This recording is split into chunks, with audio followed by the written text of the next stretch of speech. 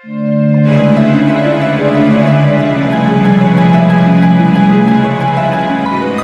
நாள் ஒரு நண்பரை சந்தித்தேன். உங்கள் வீடு எதுன்னு உங்களுக்கு தெரியுமா சார்னு. அவர் என்னை ஒரு மாதிரியாக பார்த்தார். அப்புறம் சொன்னார், தெரியும் அப்படின்னாரு. சரி, உங்கள் தொலைபேசி எண் உங்களுக்கு தெரியுமான்னு. அதுவும் தெரியும்னார். உங்கள் மனைவி மக்கள் யார் யாருன்னு உங்களுக்கு தெரியுமான்னு கேட்டேன். என்ன ஒரு மாதிரியாக பார்த்தார். அப்புறம் சொன்னார், அதுவும் தெரியும் சார் அப்படின்னார். சரி, நீங்கள் யாருன்னு உங்களுக்கு தெரியுமான்னு கேட்டேன். இப்போ தான் அவர் முழிக்க ஆரம்பித்தார். அவர் மட்டும் அப்படி இல்லை, நாம் எல்லாருமே அப்படி தான். எதிரில் நிற்கிறது யாருங்கிறது தெரியும், நாம் யாருன்னு நமக்கு தெரியாது. உண்மையிலேயே நாம் யார்? இந்த கேள்விக்கான பதிலை தான் வாழ்க்கை பூரா நாம் தேடிட்டு இருக்கிறோம். புத்தர் என்ன சொல்றாரு தெரியுமா? நீங்க கடவுளை பத்தி கவலைப்பட தேவையில்லை, உங்களை பத்தின கவலை உங்களுக்கு இருந்தா போதும் அப்படிங்கிறார். நான் யார், எனக்கு ஏன் இந்த கவலை அப்படின்னு உங்களை நீங்களே கேட்டுக்குங்க அப்படிங்கிறார்.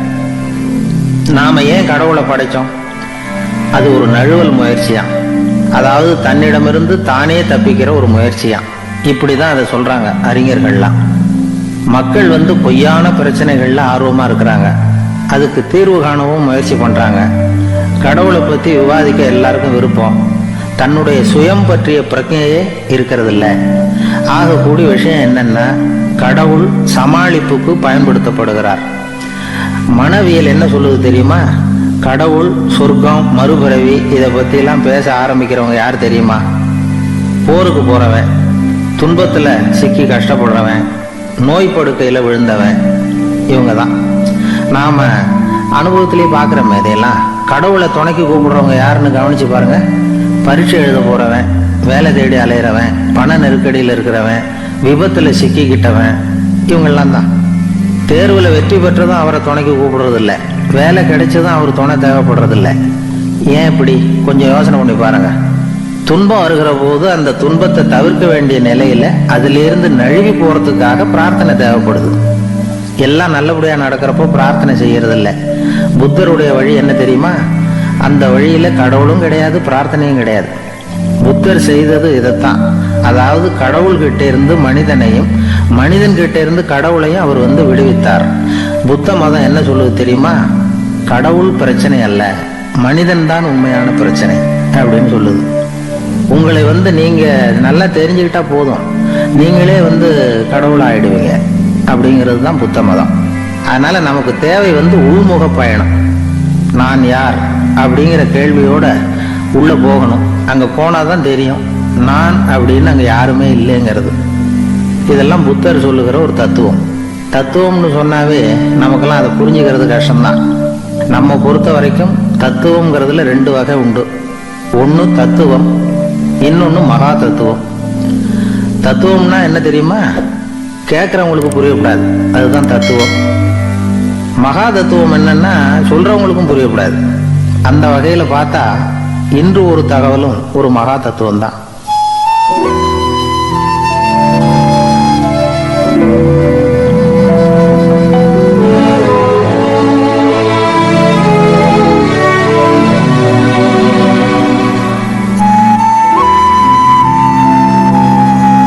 ஒரு ஊர்ல ஒரு ஆள் இருந்தான். கற்பனையிலேயே காலத்தை கடத்திக்கிட்டு இருந்தான். ஒரு நாள் ஒரு மரத்தடியில் உட்காந்துருந்தான். அவனுக்கு பசிக்கிற மாதிரி தெரிஞ்சுது. உடனே கற்பனையிலேயே சாப்பிட ஆரம்பிச்சுட்டான். அதாவது எதிரில் இலை போட்டு சாப்பாடு போடப்பட்டிருக்கிறதாகவும் அதை இவன் சாப்பிட்றதாகவும் நினச்சிக்கிட்டு கையை மட்டும் வாய்க்கும் தரைக்குமா அப்படியும் குடியும் கொண்டுகிட்டு போய் பாவனை பண்ணிக்கிட்டே இருக்கிறான். தூரத்தில் இருந்து பார்க்குறவங்களுக்கு இவன் ஏதோ பலமான விருந்து சாப்பிட்டுட்டு இருக்கிறான் அப்படின்னு தான் தோணும். அது மாதிரியே பண்ணிக்கிட்டு இருந்தான். அந்த வழியாக ஒரு சன்னியாசி வந்துக்கிட்டு இருந்தார். இவனை பார்த்தார். என்ன இவன் இப்படி பண்ணிட்டு இருக்கிறானே அப்படின்னு நினைச்சாரு. கொஞ்ச நேரம் அவனையே உத்து பார்த்துக்கிட்டு இருந்தார். இவரை பார்த்ததும் அவன் இன்னமும் சுவாரஸ்யமா சாப்பிட ஆரம்பிச்சுட்டான். அப்பப்பா, என்ன இது, இந்த குழம்பு இவ்வளவு காரமா இருக்கு, என்னுடைய நாக்கே எரிஞ்சு போடும் போல இருக்கு அப்படின்னு சொல்லிட்டு பக்கத்துல ஒரு குவளையை எடுத்து தண்ணி குடிக்கிறது மாதிரி பாவனை பண்றான். அப்பாடா, இப்போ கொஞ்சம் பரவாயில்ல அப்படின்னு சொல்லிட்டு குவளையை கீழே வைக்கிறது மாதிரி ஒரு பாவனை பண்றான். சன்னியாசி பார்த்தார்.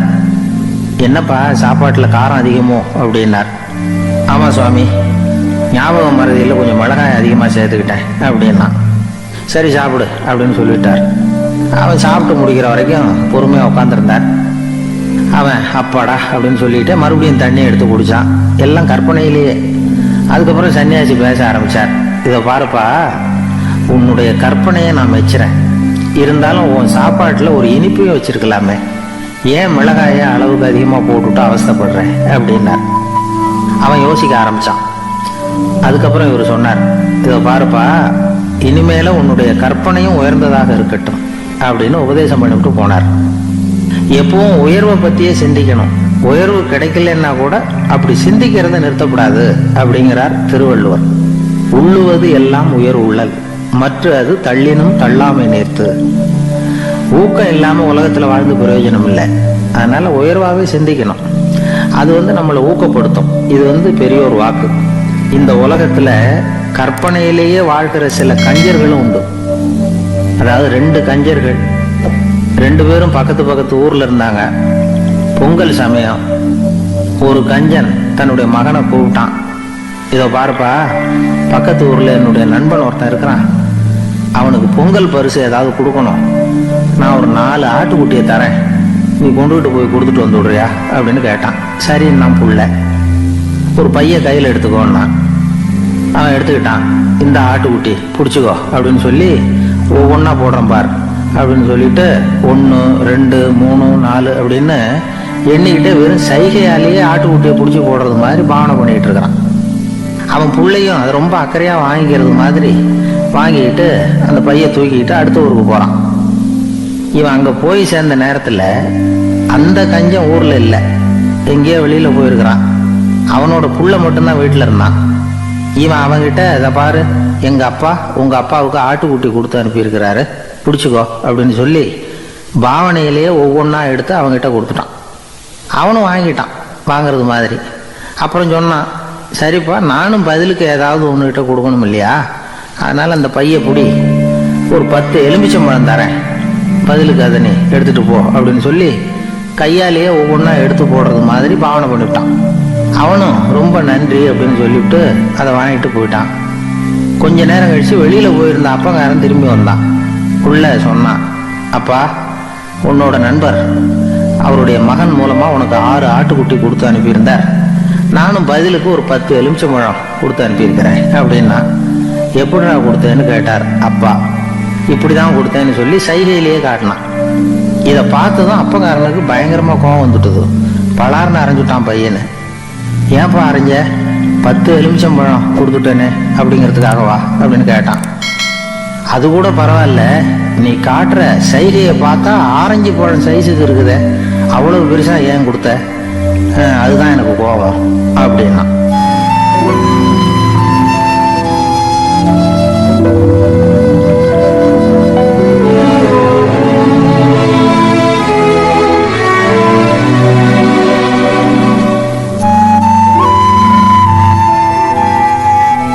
ஒரு ஊர்ல ஒரு சித்தர் இருந்தார், சூஃபி சித்தர். அவர் ஞானம் பெற்ற ஒரு சித்தர். ஒரு நாள் அந்த நாட்டு மன்னன் அவரை பார்க்கறதுக்காக வந்தான். என்ன வேணும் உனக்குன்னு கேட்டார். நான் கடவுளை பார்க்கணும், அதுக்கு நீங்கள் தான் உதவி பண்ணணும் அப்படின்னா அவன். சித்தர் கொஞ்சம் யோசனை பண்ணார். சரி, போயிட்டு நாளைக்கு வாடினார். அதே மாதிரி மன்னன் போயிட்டு அடுத்த நாள் வந்தான். இங்கே நீ என்னோட ஒரு வாரம் தங்கியிருக்க வேண்டியிருக்கும்னார். சரின்னா ஒரு பிச்சை பாத்திரத்தை தூக்கி கையில் கொடுத்தார். அவனுக்கு ஒன்றும் புரியல, இருந்தாலும் வாங்கிட்டான். வாங்கிட்டு இதை என்ன செய்யணும் அப்படின்னு கேட்டான். இதை ஒன்றும் செய்ய வேணாம், இதை எடுத்துக்கிட்டு பக்கத்தில் உள்ள கிராமங்களுக்கு போ, வீடு வீடாக பிச்சை எடுத்துக்கிட்டு வா. அப்படி வந்த பிறகுதான் உனக்கு சாப்பாடும் ஓய்வும் கிடைக்கும். ஒரு வாரம் அப்படி செய், அதுக்கப்புறம் 8வது நாள் நாம கடவுளை பற்றி யோசிக்கலாம் அப்படின்னார். இப்படி ஒரு சொன்னதை கேட்டதும் அந்த அரசனுக்கு அதிர்ச்சி ஆயிட்டது. ஒரு மாதிரி ஆயிட்டான். தன்னுடைய சொந்த நாட்டில் சொந்த குடிமக்கள் கிட்ட போய் பிச்சை எடுக்கிறதா அப்படின்னு யோசனை பண்ணி பார்த்தான். அதுக்கப்புறம் மெதுவா அவன் அந்த சித்தரை பார்த்தான். ஐயா, சொந்த நாட்டிலேயே பிச்சை எடுக்கிறதுன்னா எனக்கு ஒரு மாதிரியா இருக்கு, வெக்கமா இருக்கு. நான் வேணும்னா வெளி தேசத்துல எங்கேயாவது போய் பிச்சை எடுக்கவா அப்படின்னு கேட்டான். இதுக்கு அந்த சித்தர் ஒரு சம்மதிக்கலை. இதை பாரு, உன்னால பிச்சை எடுக்க முடியலன்னா பேசாம திரும்பி அரண்மனைக்கே போயிடு, அதுக்கப்புறம் கடவுளை பத்தி எல்லாம் பேசுறதுக்கு என்னை தேடிட்டு வரக்கூடாது அப்படின்னு விட்டார். மன்னன் தயங்கினான். இருந்தாலும் மனசை சரி பண்ணிக்கிட்டு சம்மதிச்சான். சரிங்க, ஒரு வாரம் இங்கே தங்குறேன், நீங்கள் சொல்கிறது மாதிரி பக்கத்து கிராமங்களுக்கு போகிறேன், வீடு வீடாக பிச்சை எடுக்கிறேன், வர்றேன் அப்படின்னா. ஒரு வாரம் தெரு தெருவாக பிச்சை பாத்திரத்தோடு அலைஞ்சான். சொந்த ஊரில் சொந்த குடிமக்கள்கிட்ட பிச்சை எடுத்தான். 7 நாள் முடிஞ்சது. 8வது நாள் அந்த சித்தர் மன்னனை கூப்பிட்டார். இப்படி வாழ்னார். வந்தான். இனிமே நீ கடவுளை பற்றி என்கிட்ட கேட்கலாம்னார். இனிமே கேட்கறதுக்கு ஒன்றுமே இல்லை சுவாமின்னா இவன். 1 வார காலம் பிச்சை எடுத்த பிறகுதான் கடவுளை காண முடியும் அப்படின்னு நான் கனவு கூட காணவில்லைன்னா. அப்படின்னா நீ பிச்சை எடுத்த காலத்தில் அப்படி என்னதான் நடந்தது அப்படின்னு கேட்டார் அவரு. சுவாமி, 1 வார காலம் பிச்சை எடுத்ததில் என்னுடைய ஆணவம் அழிஞ்சுட்டுது. அது இப்போ இருக்கிற இடமே தெரியல. இப்போ அதை காணவே காணோம். பிச்சைக்காரனா இருந்தப்போ பெற்றதை மன்னனாக இருக்கும்போது பெற முடியாதுங்கிறத புரிஞ்சுக்கிட்டேன் அப்படின்னா மன்னன். அடக்கம் பிறந்தவுடன் தெய்வீக கதவுகள் திறந்து கொள்கின்றன அப்படிங்கிறார் ஓஷோ. நம்மால் ஒருத்தன் ஆணவம் அழியணுங்கிறதுக்காக ஒரு திருவோட்டை எடுத்துக்கிட்டு தெரு தெருவா பிச்சை எடுக்க ஆரம்பிச்சான். என்ன, தெய்வீக கதவுகள் திறந்துதா அப்படின்னு கேட்டார் ஒருத்தர். தெய்வீக கதவு திறக்கிறதுக்கு முன்னாடியே எங்க வீட்டு கதவு சாத்திக்கிட்டுதுன்னா. என்னடா சொல்றேன்னார். இனிமே வீட்டுக்குள்ளேயே வர வேணாம், இதையே தொழிலா வச்சுக்கோ அப்படின்னு எங்க வீட்டுல சொல்லிவிட்டாங்க சார் அப்படின்னா.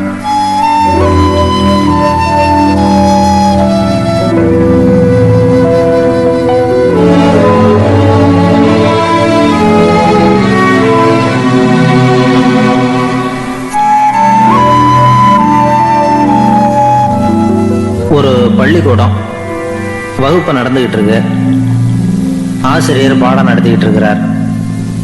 நடத்தி முடிச்ச உடனே கேட்டார், மாணவர்களே, இதுவரைக்கும் நான் நடத்தின பாடத்துல உங்களுக்கு ஏதாவது சந்தேகம் இருக்கா அப்படின்னு கேட்டார்.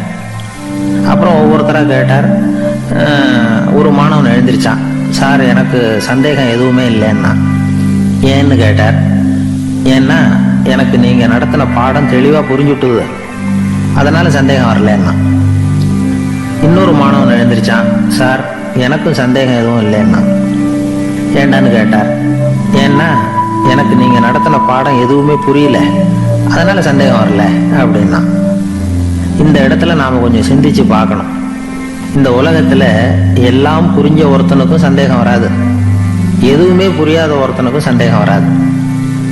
அறகுறையா புரிஞ்சுக்கிட்டவன் இருக்கான் பாருங்க, அவனுக்கு தான் அடிக்கடி சந்தேகம் வரும். ஆக மாணவர்களை இந்த 3 வகையா பிரிக்கலாம். அதே மாதிரி தான் மனிதர்களையும் 3 வகையா பிரிக்கிறாங்க ஆன்மீகவாதிகள். ஒரு ஆன்மீக பெரியவர் என்ன சொல்றாரு தெரியுமா? இந்த உலகத்துல 3 வகையான மனிதர்கள் இருக்கிறாங்களாம். முதல் வகை எப்படி தெரியுமா? இவங்களுக்கு எதையும் தெரிஞ்சுக்கணுங்கிற அவசியமே கிடையாது. ஏன்னா அவங்களுக்கு எல்லாமும் தெரியும். இவங்க ஞானத்தின் முழு வடிவா இருக்கிற காரணத்தினால அவங்களுக்கு எந்த சந்தேகமும் இல்லை, எந்த கேள்விகளும் கிடையாது. இந்த நிலையில இருக்கிறவன் கிருஷ்ணன். எல்லாத்துக்கும் விட தெரிஞ்சுக்கிட்ட நிலையில அவன் விடையாக மாறிவிட்டான் அப்படின்னு சொல்லுவாங்க. 2வது நிலையில இருக்கிறவன் அர்ஜுனன்.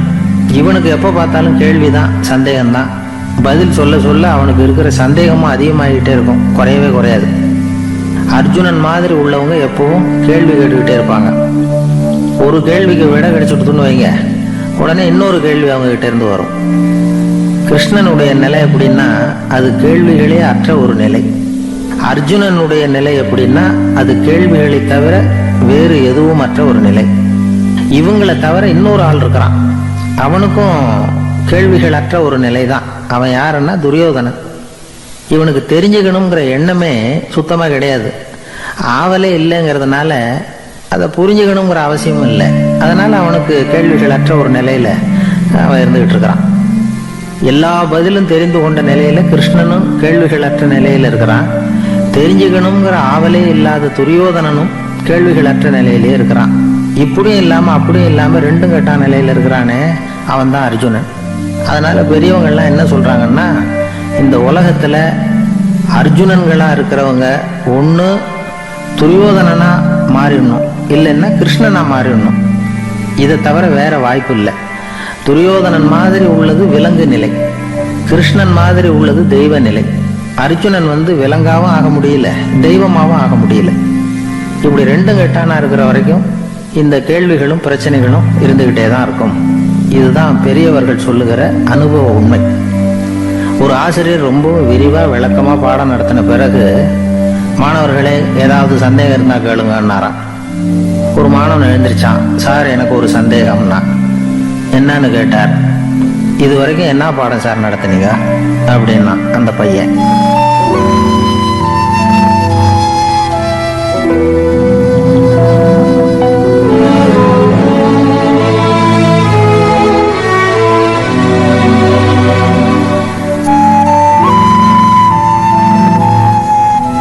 ஒரு ஊர்ல ஒரு மன்னர் இருந்தார். ஒரு நாள் அவருடைய அரசவைக்கு ஒரு ஓவியன் வந்தான்.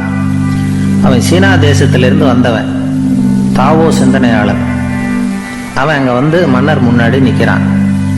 யாரும் செய்ய முடியாத ஒரு காரியத்தை என்னால செய்ய முடியும்னா. இவன் இப்படி சொன்னதை கேட்டதும் ஏற்கனவே அங்க இருந்த அரசவை ஓவியன் ஒருத்தனுக்கு கோபம் வந்துட்டுது. இதோ பாரு, இப்படி எல்லாம் பேசக்கூடாது, நான் வேணும்னா உன்னுடைய சவாலை ஏத்துக்கிறேன் அப்படின்னா. நாம 2 பேரும் ஓவியம் தீட்டுவோம், அதை பார்த்துட்டு நம்ம 2 பேர்ல யாரு சிறந்த ஓவியன் அப்படிங்கிறத மன்னரே தீர்மானம் செய்யட்டும், என்ன சொல்ற அப்படின்னு கேட்டான் அவன். அவனும் சரின்னு ஒத்துக்கிட்டான். போட்டி ஆரம்பமாச்சு. அரசர் அவங்களுக்கு 2 சுவர்களை ஒதுக்கி கொடுத்தார். 6 மாச காலம் அவகாசம் கொடுத்தார். 2 ஓவியர்களும் அவங்கவங்க வேலையை ஆரம்பிச்சாங்க. இரவு பகலா வேலை செய்ய ஆரம்பிச்சுட்டாங்க. 6 மாசம் முடிஞ்சது. அரசர் வந்து பார்த்தார். முதல்ல தன்னுடைய அரசவை ஓவியர் தீட்டி இருந்த ஓவியத்தை பார்த்தார். ரொம்ப பிரமாதமா இருந்தது, பாராட்டினார். இதோ பாரு, உன்னுடைய ஓவியம் அற்புதமா இருக்கு, உயிரோட்டம் உள்ளதா இருக்குது, கலையின் உச்சமே இதுதான், இதை விட சிறந்த ஒரு ஓவியத்தை வேற யாராலையும் படைக்க முடியாது அப்படின்னார். அதுக்கப்புறம் அந்த சீன ஓவியன் கிட்ட போனார். எங்க உன்னுடைய ஓவியம்னு கேட்டார். திரைச்சீலையை விலக்கி விட்டு பாருங்கன்னா. மன்னர் வந்து அந்த திரைச்சீலையை விளக்குனார். உள்ள வந்து ஓவியம் இருக்க வேண்டிய இடம் கண்ணாடி மாதிரி தெரிஞ்சுது. அவன் அந்த 6 மாச காலமா அந்த சுவரை வந்து தேய்ச்சி தேய்ச்சி கண்ணாடி மாதிரி ஆக்கி வச்சிருக்கிறான். அதுக்கு நேரம் எதிர் சுவரில் அரசவை ஓவியம் தீட்டின ஓவியம் இருக்கு. அது எதிரில் இருந்த இந்த கண்ணாடியில பட்டு பிரதிபலிக்குது. மன்னர் யோசனை பண்ண ஆரம்பிச்சார். அப்புறம் அந்த சீன ஓவியனை பார்த்து கேட்டார். இதை பாரு, நீ என்னுடைய ஆளை வந்து தோற்கடிச்சுட்ட அப்படிங்கிறதுல சந்தேகம் இல்லை, ஆனாலும் எங்களை ஏமாத்தி இருக்கிற, எந்த ஓவியமும் நீ வரையிலையே அப்படின்னார். அரசே, இதுதான் உண்மையான ஓவியம், உயிருள்ள ஓவியம். இது வந்து மனோபாவங்களை பிரதிபலிக்கும், மாறுகின்ற காலங்களை அப்படியே காட்டும் அப்படின்னா அந்த சீன ஓவியன். கையால வரைகிற ஓவியங்கள்ல சலனம் இல்லை, கண்ணாடி அப்படி கிடையாது, சக்தியின் ஓட்டம் அதுல எப்பவும் இருந்துகிட்டே இருக்கும். கண்ணாடி மட்டுமே ஜீவன் உள்ள ஓவியமா இருக்க முடியுங்கிறத அந்த சீன ஓவியன் தெரிஞ்சு வச்சிருந்தான். ஏன்னா அவன் ஒரு தாவோ சிந்தனையாளர். ஒவ்வொரு குழந்தையும் இந்த கண்ணாடியோட தான் பிறக்குது. ஆனா நாம என்ன செய்யறோம்னா ஓவியங்களை கண்ணாடி மீது பதிப்பிச்சு விடுறோம். கண்ணாடி நம்மளை பிரதிபலிக்குது. நம்முடைய அழகோ அவலட்சணமோ கண்ணாடியை பாதிக்கிறது இல்லை. ஏன்னா அதுக்கு மனம் கிடையாது. கடந்து போன வினாடியை பத்தி அது சிந்திக்கிறது இல்லை. அடுத்த கணத்தை பத்தின எதிர்பார்ப்பும் அதுகிட்ட கிடையாது. அதுதான் பற்றற்ற நிலை. மனிதனுக்கு தேவைப்படுறது அதுதான். கண்ணாடி கிட்ட இருந்து நாம வந்து கற்றுக்கொள்ள வேண்டிய பாடம் இது. வாழ்க்கையில வந்து மனிதர்களை நேசிக்கலாம், உலகின் அழகையெல்லாம் பிரதிபலிக்கலாம், ஆனா எதையும் பற்றி கொண்டு விடக்கூடாது அப்படிங்கிறது பெரியவர்கள் அறிவுரை. துயரம்ங்கிறது பற்றுக்களின் சாயல். கண்ணாடி முன்னாடி நிக்கிறப்போவெல்லாம் நமக்கு இந்த ஞாபகம் வரணுமா. ஒரு குடும்ப தலைவர் ஒரு நாள் காலையில விடிஞ்சு எழுந்திரிச்சதும் சத்தம் போட்டார். யார் இந்த கருங்குரங்கு படத்தை என் ரூம்ல கொண்டாந்து மாட்டி வச்சது அப்படின்னு கத்தினார். சமையல் கட்டில இருந்து மனைவி பதில் சொன்னாங்க. தூக்க கலக்கத்துல உளராதீங்க, நல்லா பாருங்க, அது படம் கிடையாது, முகம் பார்க்கிற கண்ணாடி அப்படின்னாங்க.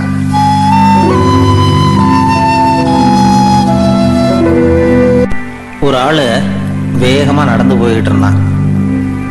அவன் வேகமா நடக்கிறதுக்கு காரணம் வெயில் காலம், காலில் செருப்பு இல்லை, மணல் பாதை, அதுதான் வேகம். காலில் செருப்பும் இல்லாம கையில குடையும் இல்லாம அந்த ஆளு வெயில்ல நடந்து போய்கிட்டு இருக்கிறான். அந்த சமயத்துல இன்னொருத்தன் குதிரை மேல ஏறி அந்த வழியா வந்துகிட்டு இருக்கிறான். அவன் காலில் செருப்பும் இருந்தது, கையில குடையும் இருந்தது. நடந்து போய்கிட்டு இருந்தவன் அந்த குதிரை ஆசாமியை பார்த்து கேட்டான். ஐயா, நீங்களும் குதிரை மேல உட்காந்துக்கிட்டு போய்கிட்டு இருக்கிறீங்க, அப்படி இருக்கிறப்போ உங்களுக்கு அந்த செருப்பு என்னத்துக்கு? அதை எனக்கு கொடுத்து உதவலாமே அப்படின்னா, குதிரை மேலே உட்காந்துருந்தவன் யோசனை பண்ணி பார்த்தான். இவன் சொல்கிறதும் நியாயம்தானே அப்படின்னு சொல்லி தன்னுடைய செருப்பை கழட்டி அந்த வழிப்போக்கனுக்கு கொடுத்துட்டான். ரொம்ப நல்லதுங்க அப்படின்னு சொல்லி இவன் அதை வாங்கி காலில் மாட்டிக்கிட்டான். அதுக்கப்புறம் மறுபடியும் இவன் ஆரம்பித்தான். ஐயா, நீங்கள் குதிரையில் போகிறதுனால போக வேண்டிய இடத்துக்கு வேகமாக போய் சேர்ந்துருவீங்க. அதனால் உங்கள் கையில் அந்த குடை என்னத்துக்கு? நான் நடந்து போயிட்டுருக்கிறவன் ரொம்ப நேரம் நடக்க வேண்டியிருக்கும் இந்த வெயிலில். அதனால் அந்த குடையையும் எனக்கு கொடுங்களேன் அப்படின்னா. குதிரை வீரன் யோசனை பண்ணி பார்த்தான். இதுவும் நியாயம்தானே அப்படின்னு அவனுக்கு தோணுச்சு.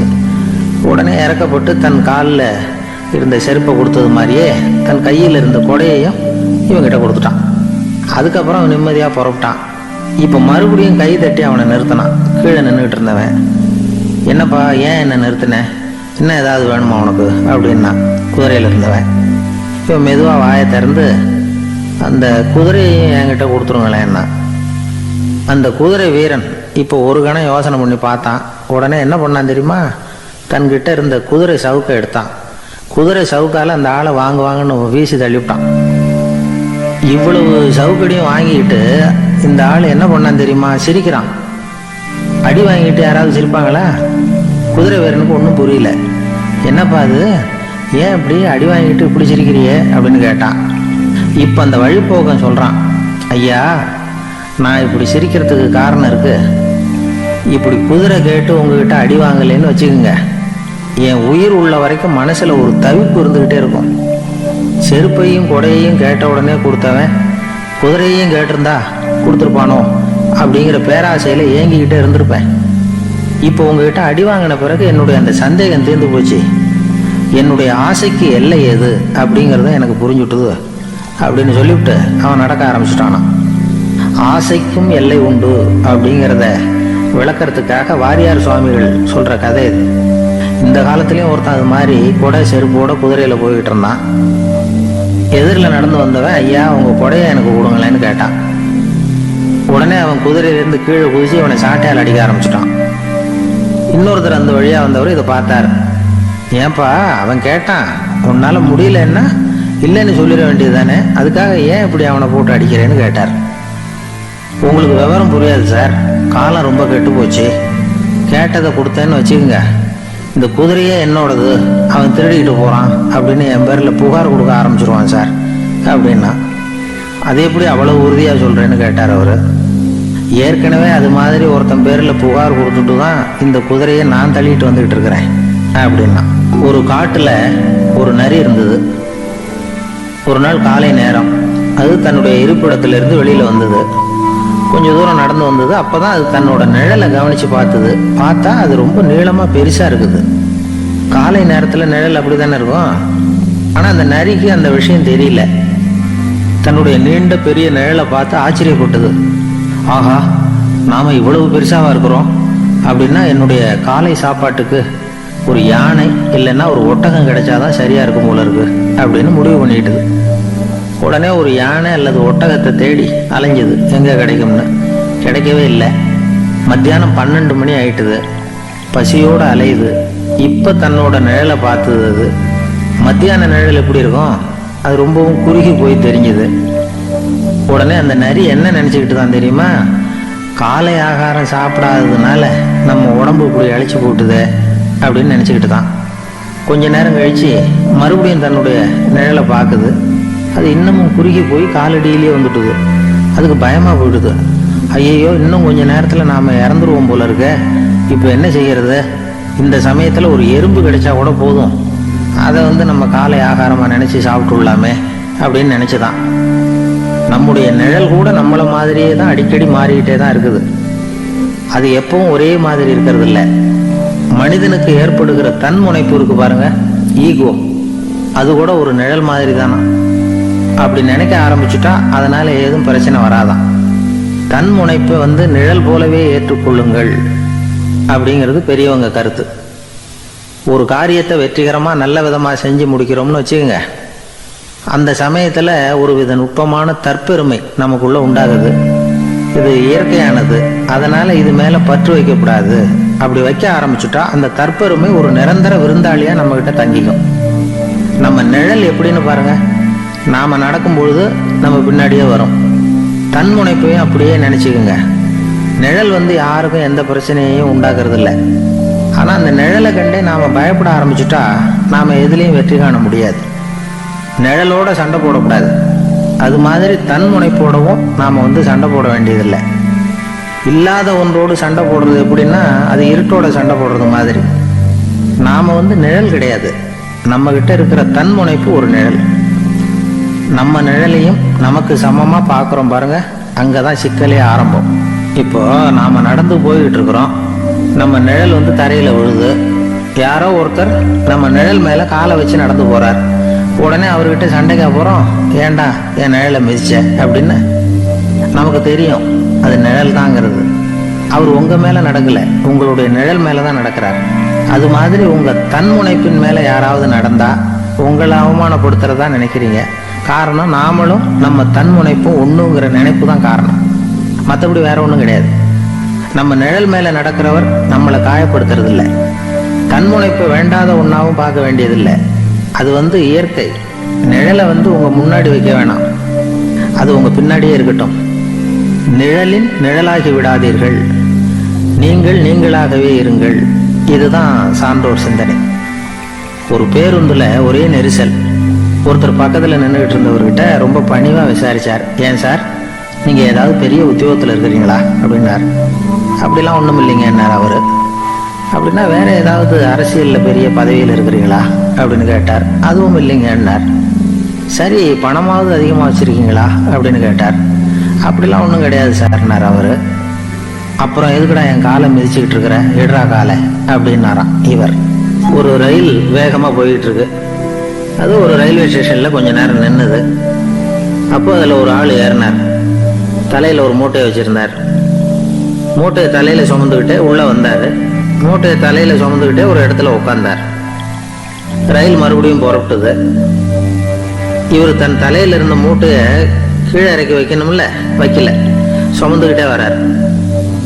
எதிரில் உட்காந்துருந்தவர் கேட்டார், ஏங்க ஏன் இப்படியே உட்காந்துருக்கிறீங்க தலையில மூட்டையை வச்சுக்கிட்டு, மூட்டையை கீழே இறக்கி வைக்கலாமே அப்படின்னார்.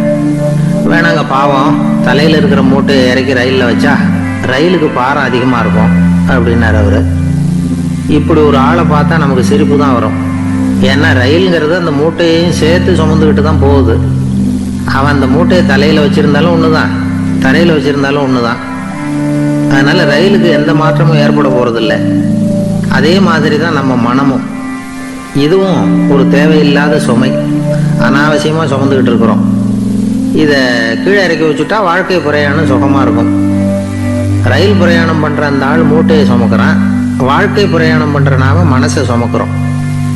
இது ரெண்டுக்கும் எந்த வித்தியாசமும் இல்லை. மனசை கீழே இறக்கி வச்சுட்டா பாரம் இல்லாமல் வாழலாம், பறவைகள் மாதிரி பறக்கலாம், குழந்தைகள் மாதிரி கள்ளங்கபடம் இல்லாம வாழலாம். இந்த வெளி உலகத்துல நாம நிலை பெற்று இருக்கணும், வேரூன்றி இருக்கணும். அதே சமயம் நம்முடைய உள் வெளியில ஆன்மீக வாழ்க்கையில பாரம் இல்லாம இருக்கணும். அப்போ பறக்கணும், நதியை போல ஓடணும், மிதக்கணும். பயணம் சுகமா இருக்கும், களைப்பு தெரியாது, கவலை தெரியாது. ஒரு சீடன் போதி தர்மரை நாடி வந்தான். குருவே, நீங்கள் என்ன வெறுமையாக இருக்க சொன்னீங்க, நான் இப்போ மறுபடியும் வெறுமையானவன் ஆகிட்டேன், அதனால இப்போ என்ன செய்ய சொல்றீங்க என்ன அப்படின்னு சொல்லி நின்னான். உடனே அந்த குரு பக்கத்தில் இருந்த ஒரு குச்சியை எடுத்து அவன் தலையில அடிச்சு, போய் அந்த வெற்றுத்தன்மையையும் வீசி எறிந்து விட்டு வா அப்படின்னார். நான் இப்போ காலியா இருக்கிறேன்னு ஒருத்தன் சொல்றான்னு வச்சுங்க, அது உண்மை இல்லை. ஏன்னா இன்னமும் அதுல நான்கிற எண்ணம் இருக்குது. எந்த சிந்தனையும் இல்லாம இருக்கிறது கடினம் தான். ஆனாலும் மனிதன் அதுல உள்ள நுட்பத்தை புரிஞ்சுக்கிட்டான்னா இவ்வளவு தூரம் தூக்கி சுமந்துக்கிட்டு வந்த அந்த மனதின் முட்டாள்தனத்தை அவனே பார்த்துட்டு சிரிப்பான். இதுதான் பெரியவங்க சொல்லியிருக்கிற ஆலோசனை. நம்மால் ஒருத்தன் தலையில ஒரு பெரிய மூங்கில் கூடையோட ரயில்ல உட்கார்ந்தான். கூடை தலையில இருந்தது, கீழே இறக்கி வைக்கல. எதிரில் இருந்தவர் கேட்டார், ஏங்க எதுக்காக அதை அனாவசியமா சுமந்துக்கிட்டே இருக்கீங்க, கீழே இறக்கி வைங்களேன்னார். இல்லைங்க, நான் வீட்டை விட்டு புறப்படும் பொழுதே என் பையன் சொல்லிவிட்டான், கூடைய தலையை விட்டு இறக்கக்கூடாதுன்னு அப்படின்னார். அவன் சின்ன பையன், விவரம் இல்லாம சொல்லியிருப்பான். இப்ப என்ன நேரில் வந்தா பார்த்துக்கிட்டு இருக்கிறான், நீங்க இறக்கி வைங்கன்னார் அவர். அவன் நேரில் பார்த்துக்கிட்டு இல்லை, இருந்தாலும் நான் இந்த கூடையை கீழே இறக்கி வச்சா அது அவனுக்கு தெரிஞ்சிடும் அப்படின்னாரு இவர். அது எப்படின்னாரு அவர். அவன் தனக்கு டிக்கெட் வாங்க வேணாம்னு சொல்லி இப்போ இந்த கூடைக்குள்ளே தான் உட்காந்துருக்கிறான் அப்படின்னார் இவர். ஒரு ஊரில் ஒரு மன்னர் இருந்தார். அழகான அரண்மனையில் அவர் இருந்தார். அந்த அரண்மனையை விட அழகாக ஒரு மாளிகையை அந்த ஊர்லேயே வேற ஒருத்தன் கட்டியிருந்தான். அப்படி கட்டி முடிச்சதில் அவனுக்கு ரொம்ப பெருமை. எத்தனையோ செல்வந்தர்கள்லாம் வந்து பார்த்துட்டு, இந்த மாளிகையை விலைக்கு கொடுத்துட்றியா, எவ்வளவு விலை சொன்னாலும் சரி நாங்கள் வாங்கிக்கிறதுக்கு தயாராக இருக்கோம் அப்படின்னு சொல்லி கேட்டு பார்த்துட்டாங்க. நான் இதை விற்கிறதுக்கு தயாராக இல்லை அப்படின்னு சொல்லிவிட்டான். அவ்வளவு சிறப்பாக கலை அம்சத்தோடு அதை கட்டி முடிச்சிருக்கிறான். அதுவே ஒரு பெரிய அரண்மனை மாதிரி இருந்ததுன்னா பார்த்துங்களேன். சுற்றிலும் அழகான பூந்தோட்டம். ஒரு நாள் அவன் எங்கேயோ வெளியூர் போயிட்டு திரும்பி வந்துகிட்டு இருக்கிறான். அப்போ அந்த மாளிகை தீப்பெட்டி எரிஞ்சிக்கிட்டு இருக்கு. பதறி போட்டான். விலைக்கு கேட்டவங்க யாராவது இதை செஞ்சிருக்கணும், இல்லைன்னா மன்னரே செய்த சதியா என்னவோ, இப்படிலாம் அவனுக்கு சந்தேகம். ஒரு மூலையில் உட்காந்து அழ ஆரம்பிச்சிட்டான். அந்த சமயத்தில் அவனுடைய மகன் அங்கே ஓடி வந்தான். அப்பா அழாதீங்க, இதை நான் நேற்று ராத்திரியே நம்ம ஊர் மன்னருக்கு வித்துட்டேன். இதை கட்டி முடிக்க நமக்கு எவ்வளவு செலவாச்சோ அதை போல 3 மடங்கு விலைக்கு வித்துட்டேன். கவலைப்படாதீங்க, இதை விட அழகான மாளிகையை நாம் புதுசாக கட்டிக்கலாம்னா. இதை கேட்டதும் அழுதுகிட்டு இருந்தவன் அழுகையை நிறுத்தினான். சிரிக்க ஆரம்பிச்சுட்டான். இதே இடத்த நான் வந்து மன்னர்கிட்ட இருந்து விலைக்கு வாங்குவேன், இதை விட அழகான மாளிகையை கட்டுவேன் அப்படின்னு சுத்தி நின்று எல்லார்கிட்டையும் சொல்லிக்கிட்டு இருந்தான். இந்த சமயத்துல அவனோட இளைய மகன் ஓடி வந்தான். அப்பா, அண்ணன் சொன்னதெல்லாம் சரிதான், மன்னர்கிட்ட விலை பேசினதெல்லாம் உண்மைதான், ஆனா வித்தது பேச்சு அளவுல தான். இனிமேதான் பத்திரம் வாங்கணும், எழுதணும், நீங்க கையெழுத்து போடணும், பதிவு பண்ணணும், மன்னர்கிட்ட பணம் வாங்கணும். அதுக்காகத்தான் உங்களை எதிர்பார்த்துக்கிட்டு இருந்தோம். அதுக்குள்ள இப்படி ஆயிட்டதுன்னா. இப்ப சிரிச்சுக்கிட்டு இருந்தாவன் சிரிப்பை நிறுத்தினான். மறுபடியும் குழந்தை மாதிரி அழ ஆரம்பிச்சுட்டான். இது ஒரு சம்பவம். இதுல இருந்து என்ன தெரியுது? அந்த அழகான மாளிகை தன்னுடையது அப்படின்னு நினைக்கும் பொழுது அவனுக்கு அழுகை வந்தது. அது தன்னுடையது இல்லை அப்படின்னு நினைக்கிற போது சிரிப்பு வந்தது. மறுபடியும் அது தன்னுடையதுதான் அப்படிங்கிற உணர்வு வரும்பொழுது அழுகை. எது எதிலிருந்து நீ நீங்கி இருக்கிறாயோ அது அதிலிருந்து உனக்கு துன்பம் இல்லை அப்படிங்கிறார் திருவள்ளுவர். இந்த உடம்பு என்னுடையதில்லை அப்படிங்கிற உணர்வு வந்துட்டா அது ஒரு பெரிய நிலை. அந்த நிலை வந்து வரணும். எல்லாத்தையும் பயன்படுத்திக்கலாம், ஆனா பற்றுல விழுந்துடக்கூடாது. உலகத்தில் இருங்கள், ஆனால் உலகத்தவராக இருக்காதீர்கள்.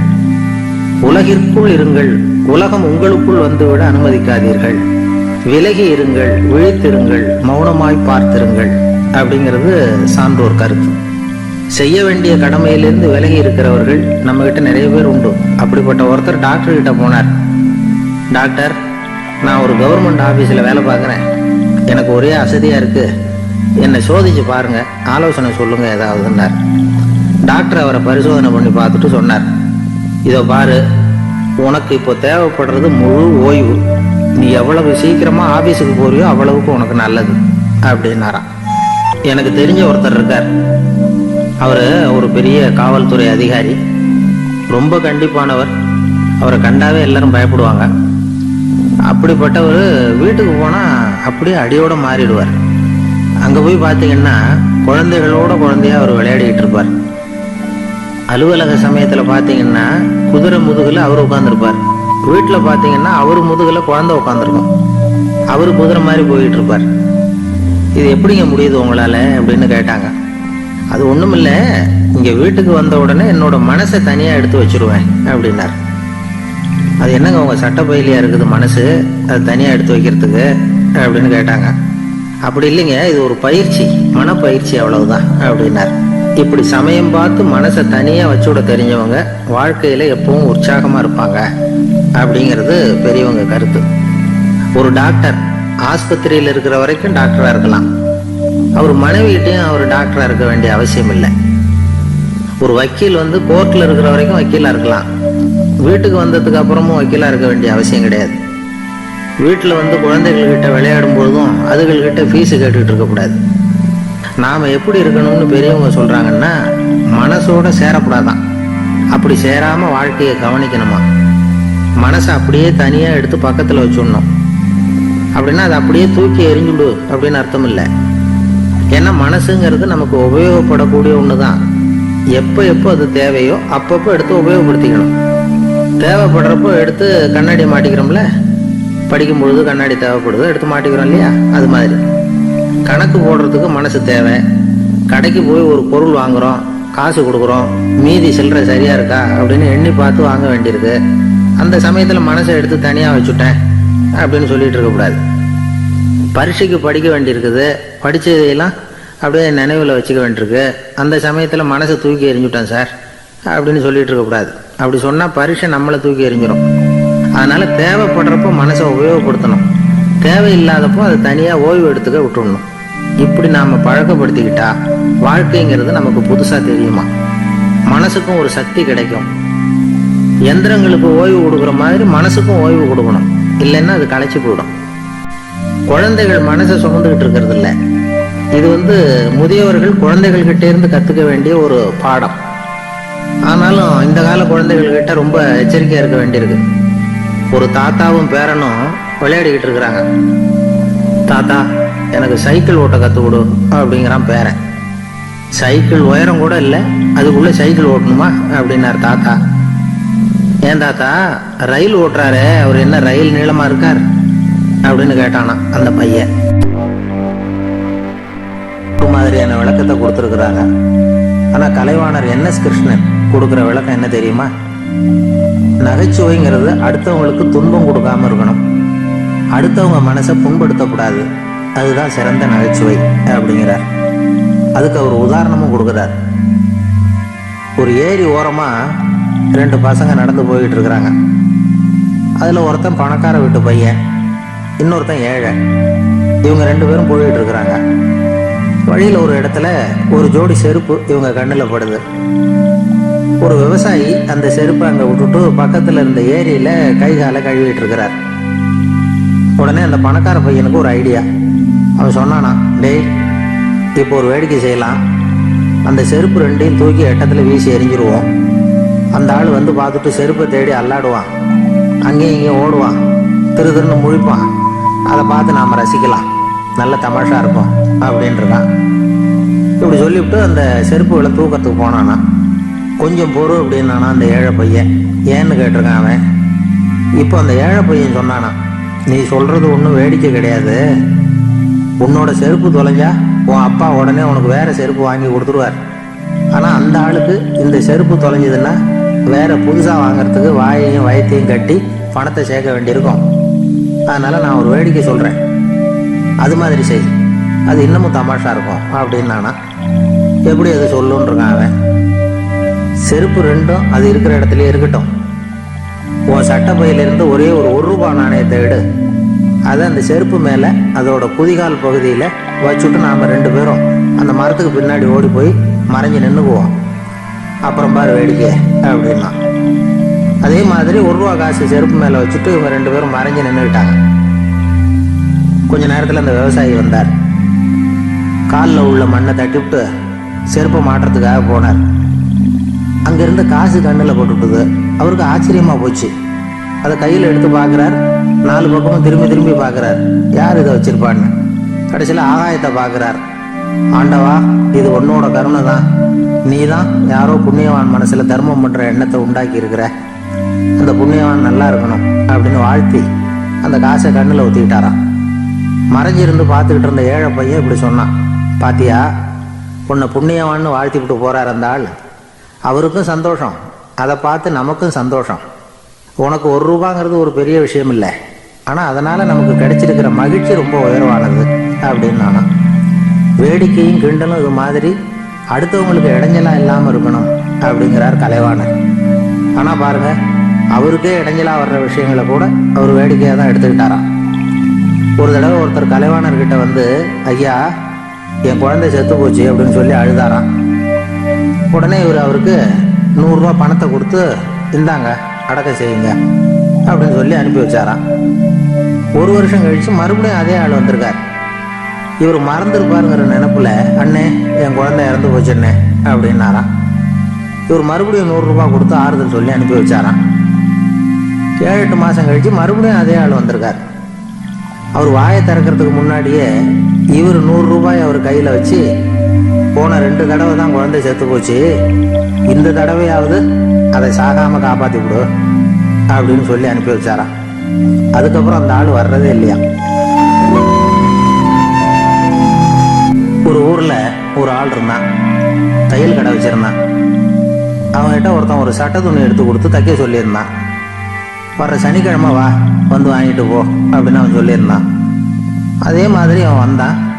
அவன் தச்சு வச்சிருந்த சட்டையை கொடுத்தான். இவன் வாங்கி அங்கேயே போட்டு பார்த்தான். கை நீளம் ஒன்றுக்கு ஒன்று வித்தியாசமாக இருந்தது. வலது கை இடது பக்கத்தை விட நீளம் குறைச்சலாக இருந்தது. இவன் முணுமுணுக்க ஆரம்பிச்சிட்டான், என்ன இது இப்படி தைச்சுட்டியே அப்படின்னு.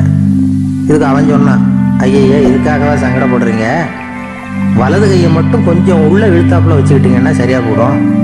மற்றபடி அந்த சட்டையில் உள்ள கலை அம்சத்தை கவனிங்க, எவ்வளவு அற்புதமாக தைச்சிருக்கேன் பாருங்க. ஒரு சின்ன குறைய பொருட்படுத்தாதீங்க. நான் சொன்னது மாதிரி கையை கொஞ்சம் உள்ள இழுத்து வச்சுக்கிட்டு நீங்கள் பாட்டுக்கு நடந்து போங்க, ஜோராக இருக்கும் அப்படின்னா. அவனும் யோசனை பண்ணி பார்த்தான். சரியான யோசனையாக தான் தோணுச்சு. கொஞ்சம் முயற்சி பண்ணி வலது கையை உள்ளே இழுத்து சட்டை சரியாக இருக்கிறது மாதிரி பண்ணிட்டான். இப்போ மறுபடியும் ஒரு பிரச்சனை. வலது கையை உள்ளே இழுத்த மாதிரி வச்சுக்கிட்டதும் முதுகு பக்கம் கொஞ்சம் துணி தளர்ந்து தொங்குறது மாதிரி ஆயிட்டுது. என்ன இது முதுகு பக்கம் துணி குவிஞ்சுட்டுதே, அப்படியே தொங்குறது மாதிரி இருக்க அப்படின்னு அவன் மறுபடியும் ஆரம்பித்தான். ஐயா எதுக்காகவா கவலைப்படுறீங்க, உடம்பு அதுக்கு தகுந்த மாதிரி கொஞ்சம் வளைச்சிக்கிட்டா போச்சு. இதுக்காக அந்த அழகான தையலை பிரித்து அதில் உள்ள கலை அம்சத்தை கெடுக்கிறதுக்கு என் மனசு இடம் கொடுக்கல. எவ்வளவுக்கு தளர்த்தியாக இருக்கோ அவ்வளவுக்கு கொஞ்சம் உடம்பை வளைச்சி அப்படியே வச்சுங்க, சரியாக போடும் அப்படின்னா. இதுவும் நல்ல யோசனையாக போடுது அப்படின்னு நினச்சானா இவன். சரின்னு சொல்லிவிட்டு புறப்பட்டான். தெருவில் இறங்கினான். கையை கொஞ்சம் உள்ளே இழுத்தான், உடம்பை கொஞ்சம் வளைச்சி வச்சுக்கிட்டான், சட்டைக்கு தகுந்த மாதிரி பண்ணிட்டான். அப்படியே மெதுவாக நடந்து போனான். இப்போ எதிரில் இன்னொருத்தன் வந்தான். இவனை பார்த்தான். இவன் போட்டிருக்கிற சட்டையை பார்த்தான். ஆஹா அற்புதமாக இருக்கு. நானும் சும்மா சொல்லக்கூடாது, ரொம்ப நல்லா இருக்குது இது. நிச்சயமா இது இந்த ஊர் மேலே தெருவில் ஒருத்தன் இருக்கிறானே அவன் தைச்சதாக தான் இருக்கணும் அப்படின்னு நானும். இதை கேட்டதும் அவனுக்கு ஆச்சரியம் ரொம்ப. எப்படி அவ்வளவு கரெக்டாக கண்டுபிடிச்சிங்க அப்படின்னு கேட்டிருக்கான். இதுக்கு அந்த வழிபோக்கன் சொன்னானா, அவன் ரொம்ப கெட்டிக்காரன். உங்களை மாதிரி உடம்பும் கையும் வளைஞ்சு போன ஒரு ஆளுக்கு அவனை தவிர வேற யாராலையும் இவ்வளவு பொருத்தமான சட்டையை தைக்க முடியாது அப்படின்னு நானா. பாருங்க, அவனுக்காக இவன் அனுசரிக்க போய் இவனோட நிலைமை எப்படி ஆயிட்டுது பாருங்க. இதே மாதிரி தான் சில சடங்குகளும் சம்பிரதாயங்களும் நம்மளை கோமாளி ஆக்கி விட்டுரும். எதுவாக இருந்தாலும் அதில் அறிவுபூர்வமான அணுகுமுறை அவசியம். ஒரு நர்ஸு அவசரமாக ஓடி வந்து டாக்டர் கிட்ட சொல்லிச்சான், டாக்டர் ஒரு தப்பு நடந்து போச்சு. 10ஆம் நம்பர் பெட்டில் இருக்கிற பேஷண்ட்டுக்கு காலில் ஆப்ரேஷன் பண்ணுறதுக்கு பதிலாக கையில் ஆப்ரேஷன் பண்ணிவிட்டீங்க. கையை ஆப்ரேஷன் பண்ண வேண்டிய ஆள் 7ஆம் நம்பர் பெட்டில் இருக்கார் அப்படின்னு தான். இதுக்கு அவர் பதட்டப்படாமல் சொன்னாராம், பரவாயில்ல இவரை தூக்கி 7ஆம் நம்பர் பெட்டில் போட்டுரு அப்படின்னாராம். அவர் தன்னை ஒரு குருன்னு சொல்லிக்கிட்டார். மௌன குரு, வாயை திறக்கிறது இல்லை. அவருக்கு 2 சீடர்கள் உண்டு. இவங்க தான் வர்றவங்க கிட்ட பேசுவாங்க, விளக்கம் கொடுப்பாங்க. ஒரு நாள் இந்த சீடர்கள் 2 பேரும் எங்கேயோ வெளியில போயிட்டாங்க. அந்த நேரம் பார்த்து ஒருத்தர் அங்கே வந்தார். குரு கிட்ட போனார். குருவே, புத்தர்னா என்ன அப்படின்னு கேட்டார். குருவுக்கு ஒன்றும் புரியல. அவர் உண்மையான குருவா இருந்தாலும் புரியும். திருன்னு முழிக்க ஆரம்பிச்சார். இந்த நேரம் பார்த்து இந்த சீடர்களும் எங்கேயோ போயிட்டாங்களே, என்ன பண்றது, உதவிக்கு யாராவது கிடைக்க மாட்டாங்களா அப்படின்னு அப்படியே சுற்றுமுற்றும் பார்த்தார். வந்தவர் இதை கவனிச்சார். ஏதோ புரிஞ்சுக்கிட்ட மாதிரி அடுத்த கேள்வியை கேட்டார். தர்மம்னா என்ன சுவாமி அப்படின்னார். குருவுக்கு ரொம்ப சங்கடமா போச்சு.